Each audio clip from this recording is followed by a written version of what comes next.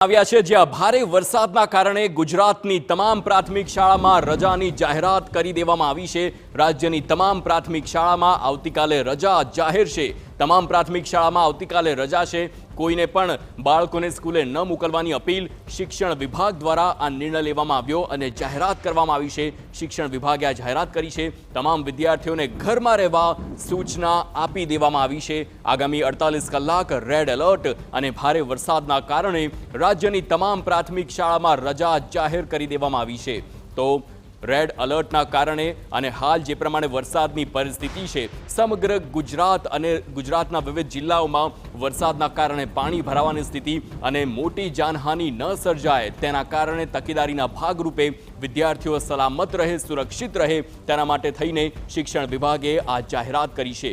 રાજ્યની તમામ પ્રાથમિક શાળામાં આવતીકાલે રજાની જાહેરાત છે। સંવાદદાતા કિંજલ મિશ્રા ફોનલાઈન પર છે। કિંજલ, આવતીકાલે રજાની જાહેરાત શિક્ષણ વિભાગે કરી છે। હજુ આગામી 48 કલાક રેડ એલર્ટ પણ છે।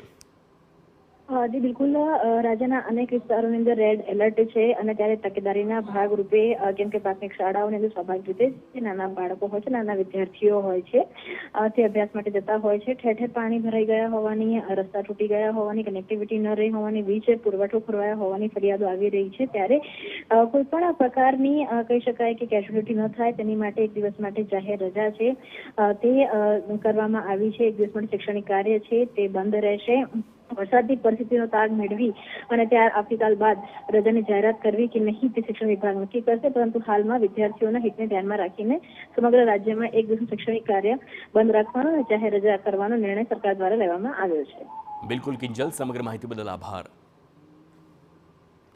તો આવતીકાલે જે પ્રમાણે રજાની જાહેરાત કરવામાં આવી છે અને આવતીકાલ બાદ વરસાદની સ્થિતિને જોવાશે અને ત્યારબાદ શું આ રજા વધુ આગળ વધારવામાં આવે છે કે નહીં તેનો પણ નિર્ણય લેવાશે। પરંતુ હાલ પૂરતી એક દિવસ માટેની શિક્ષણ વિભાગે પ્રાથમિક શાળાઓમાં સમગ્ર ગુજરાતમાં રજાની જાહેરાત કરવામાં આવી છે અને જો આવતીકાલે આવી રીતે જ અવિરત વરસાદ રહેશે, સમગ્ર ગુજરાતમાં રેડ એલર્ટની આગાહી પ્રમાણે જ વરસાદ રહેશે, તો આ રજા આગળ વધારી શકે છે શિક્ષણ વિભાગ અને તેની જાહેરાત પણ આગામી દિવસોમાં થઈ શકે છે। પરંતુ હાલ એક દિવસ માટે પ્રાથમિક શાળામાં વિદ્યાર્થીઓને ઘરે રહેવા તાકીદ કરવામાં આવી છે, રજાની જાહેરાત કરવામાં આવી છે।